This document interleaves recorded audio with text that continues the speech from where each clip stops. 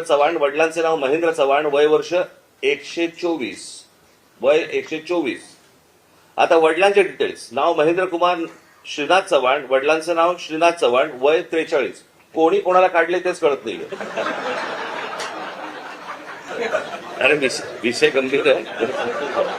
ह्या 2024च्या निवडणुकीच्या अगोदरचा घोळ.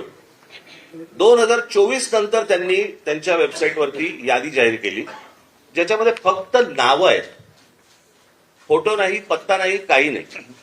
आणि आता आम्ही फक्त त्यांच्यासमोर एवढंच सांगितलं की या मतदार याद्या जोपर्यंत सुधारणा होत नाही, तुमची सुधारणा होत नाही, तोपर्यंत निवडणुका तुम्ही घेऊ नका.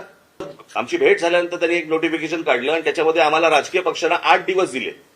म्हणजे हे 6-6, 8-8 महिने काम करणार आणि राजकीय पक्षांनी 8 दिवसामध्ये ह्यांना सगळ्या छाननी करून द्यायची. कसं शक्य आहे? उद्या ते काय याच्यावरती निर्णय करतायत हे आम्ही 1-2 दिवसात पाहू आणि त्याच्यानंतर मला असं वाटतं सर्व राजकीय पक्ष मिळून आम्ही एका निर्णयापर्यंत येऊ